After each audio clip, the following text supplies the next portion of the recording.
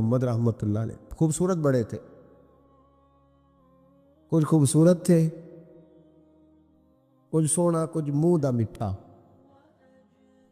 کچھ پیارے بڑے تھے، کچھ ان کا انداز یہ تھا کہ نفاست پسند بڑے تھے، بڑے نفیس تھے، نکلتے تھے تو تنہا نہیں نکلتے تھے۔ ایک دفعہ بغداد میں تشریف لائے تو بغداد سے انہوں نے ایک بستی اور میں جانا تھا، تو وہاں یہودیوں اور عیسائیوں کا بڑا غلبہ تھا، تو امام محمد رحمۃ اللہ علیہ فرمانے لگے یہودیوں اور عیسائیوں کے بیچ سے گزرنا ہے تو کوئی یہی نہ سمجھے کہ ان کے تو پلے پوچھ لیں۔ کہنے لگے سونے گھوڑے لاؤ عربی نسل کے۔ 30 شاگرد ساتھ تھے، ان کو بھی ساتھ تیار کیا، عربی نسل کے 30 گھوڑے اور 30 شاگرد، ان کو کہا بھی دستاریں درانا اونچی باندھنا، تو دستاریں بھی باندھی انہوں نے کلے والی بڑی خوبصورت، شاگردوں کو بھی جبے پہنائے، خود بھی جبہ پہنا سفید رنگ کی، اعلیٰ نسل کی گھوڑی آگے آگے، پیچھے 30-32 شاگرد۔ اور جب آپ گزرے نا بغداد کے آگے اس علاقے سے، یہاں یہودی عیسائیوں کی بھی کثرت تھی، عورتوں کی عادت ہوتی تھی پرانے زمانے میں مہمان دیکھنے کے لیے چھتوں پہ چڑھ جاتی، کچھ اپنے دروازے پہ کھڑی ہو جاتی، کچھ دیکھتی کھڑکیوں میں سے کہ گزر رہا ہے کوئی مہمان، تو یہودیوں کی عیسائیوں کی بہت ساری عورتیں چھتوں پہ چڑھ گئیں، تو مسلمان نعرے لگانے لگے امام محمد آ گئے، امام محمد آ گئے۔ کچھ پہلے ہی بڑے حسین تھے، پہلے ہی بڑے خوبصورت تھے، کچھ حضور کی سنت کا نور چڑھا ہوا تھا، کچھ دائیں بائیں شاگرد تھے، پھولوں کی پتیاں گر رہی تھی، تو جب محمد محمد کے نعرے لگنے لگے نا تو ان عورتوں نے امام محمد کا جلوہ دیکھا، تو دیکھا دیکھی کام کیا شروع ہوا، ایک نے دیکھا تو اتنی محو ہوئی کہ اس نے کلمہ پڑھنا شروع کر دیے، اس سے کلمہ سن کے تو دوسری نے بھی پڑھا، تیسری نے بھی پڑھا، چوتھی نے بھی پڑھا، بیبیاں بلند آواز سے مسلمان ہونے لگی۔ ان کو دیکھا دیکھی مرد بھی پڑھنے لگے، ڈھیر سارے یہودی عیسائی مسلمان ہو گئے۔ ایک مسلمان ان سے کہنے لگا تمہیں غلطی لگ گئی ہے، یہ ہمارے نبی محمد نہیں۔ تو میاں صاحب کا نام محمد تھا نا، تو کشمیر کے لوگ کہنے لگے شاید وہاں کے ہندو سکھ وہاں کے جو تھے کشمیر کے، وہ کہنے لگے شاید وہی محمد ہے، تو فرمانے لگے میں تے بندہ ٹھگ جے لوکو، میں تے بندہ چور، جس دا خلقت کلمہ پڑھ دی او محمد بور، میں تے بندہ ٹھگ جے لوکو، میں تے بندہ چور، جس دا خلقت کلمہ پڑھ دی او محمد ہور۔ تو امام محمد رحمۃ اللہ علیہ کو نعرہ لگ رہا تھا، تو ایک بندہ کہنے لگا یہ وہ والے محمد نہیں، یہ ہمارے نبی پاک صلی اللہ علیہ وسلم محمد صلی اللہ علیہ وسلم نہیں، یہ وہ نہیں، یہ تو ہمارے ایک امام ہے امام محمد، وہ والے نہیں۔ اب وہ کچھ لوگ چپ تھے، کچھ سوچ رہے تھے، کچھ بات کر رہے تھے، تو ایک بوڑھی اماں اپنے انداز میں بیچ میں سے بولی، کہنے لگی چل بیٹا چھوڑ، ہمیں پڑھنے دے کلمہ، اگر مسلمانوں کے چھوٹے سے محمد کا یہ حال ہے تو بڑے محمد کا کیا حال، پڑھنے دے ہمیں کلمہ، یہ حال ہے ان کے غلاموں کا تو سرکار کا عالم کیا ہو۔ تو امام محمد کی چال نکلی، بتانا یہ چاہ رہا تھا کہ امام محمد رحمۃ اللہ علیہ سے ایک بندے نے ایک دفعہ مسئلہ پوچھا، اس نے کہا حضرت صاحب میں گیا تھا منڈی، وہاں سے لایا ہوں ایک ٹوکری آم کی اور ایک ٹوکری سیب کی، ہمارے یہاں کا کریٹ کہتے ہیں اس کو، تو میں وہ لے کے آیا ہوں۔ اب میں نے جب گھر لا کے اس کو کھولا ہے نا تو آدھے صحیح نکلے ہیں، ہوتا ہے نا جی اللہ خیر کرے، جو دیانتدار تاجر ہے اللہ آج کل مہربانی فرمائے، وہ ہمارا ریڑھی والا بھی بڑا ایماندار ہے، ہم کیا کریں صدر کی بات، وہ بھی سامنے جو تگڑے ہوتے ہیں اس نے آگے لگائے ہوتے ہیں،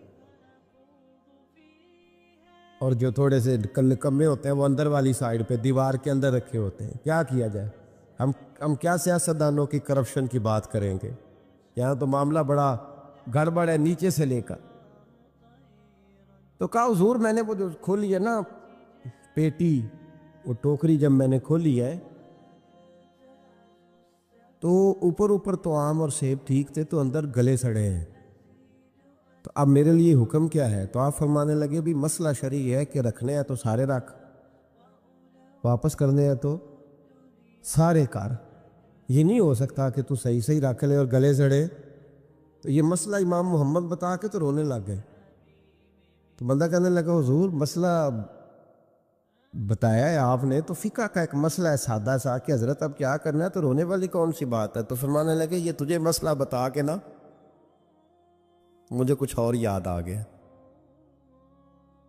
آپ کو کیا یاد آیا ہے؟ فرمانے لگے میں بھی عرض کروں گا, مولا امام اعظم کے پاس بیٹھا ہوں, معروف کرخی, سری سکتی, جنید بغدادی, ان سارے درویشوں کے پاس رہا ہوں. میں بھی بیٹھا ہوتا تھا اس محفل میں جس میں یہ ہوتے تھے.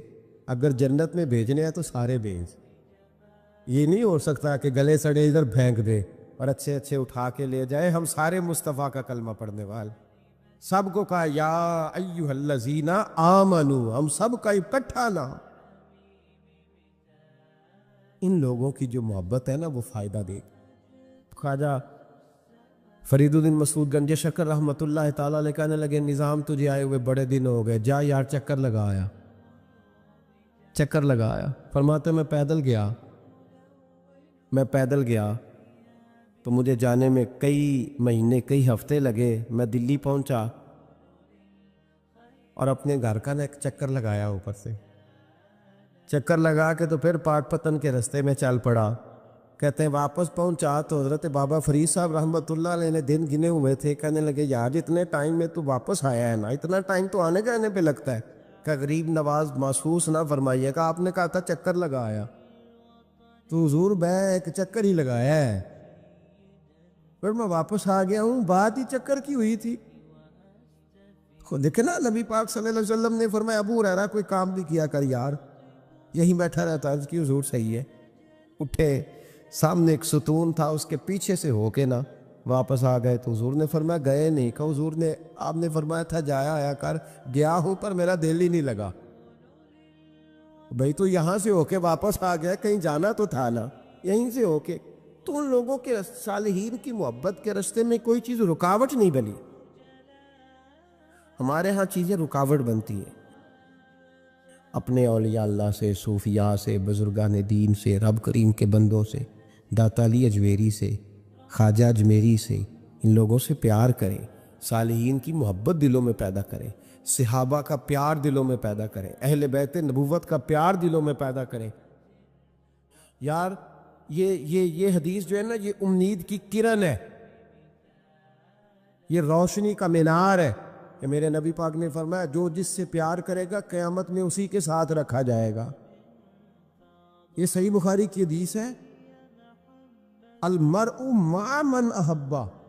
اور یہ جو مع ہے نا اس کا معنی ہے ساتھ رہنا. ہاں, مع اللہ, مع یعنی بما یعنی اس کے ساتھ. المرء مع من احبہ, جو جس سے محبت کرے گا قیامت میں اسی کے اس کی معیت میں رکھا جائے. لیکن ہمارے ہاں نا کرامتیں, میرے جیسا شخص جب بھی کرامت سناتا کہتا میرے حضرت صاحب کا مجھ سے بڑا پیار. بھائی وہ تو پیار کریں گے ہی, وہ تو برکھا ہے, وہ تو رحمت کا سایہ ہے, وہ تو سائبان ہے, تو بازو کھلے ہوئے. تو بتا تیرے اپنے دل کا حال کیا ہے. حضرت حرم بن حیان رحمۃ اللہ تعالیٰ علیہ فرماتے میں حضرت اویس کرنی کو ڈھونڈنے چل پڑا. ڈھونڈنے بھی اسے نکلا جسے کسی نے نہیں ڈھونڈا اور جو کبھی کسی کو نہیں ملے. حضرت اویس کرنی, یہ فکرہ کسی درویش نے نا حضرت اویس کرنی کے لیے کہا. یہ فکرہ پورا فٹ انہی پہ آتا ہے, اسی کسے دے کچھ نہیں جلگتے. تے نہ کوئی ساڈا دردی, کوئی جرانہ نہیں, کوئی دوستانہ نہیں. حضرت اویس کرنی کا مزار بھی کنفرم نہیں کہ کدھر ہے. بس اسی کسے دے کچھ نہیں لگتے, کیا ضرورت ہے. بس ٹھیک ہے, اپنا جو ہے انداز سارے زمانے سے علیحدہ کر کے رکھا انہوں نے, علیحدہ, الگ تھلگ. تو حضرت خواجہ اویس کرنی کو ڈھونڈتے ڈھونڈتے کہتے ہیں میں گیا, کرن گیا. حرم بھی نہیں, یہ داتا صاحب نے اس کو لکھا ہے. فرماتے ہیں میں گیا تو مجھے لوگوں نے کہا وہ تو حج کرنے چلے گئے.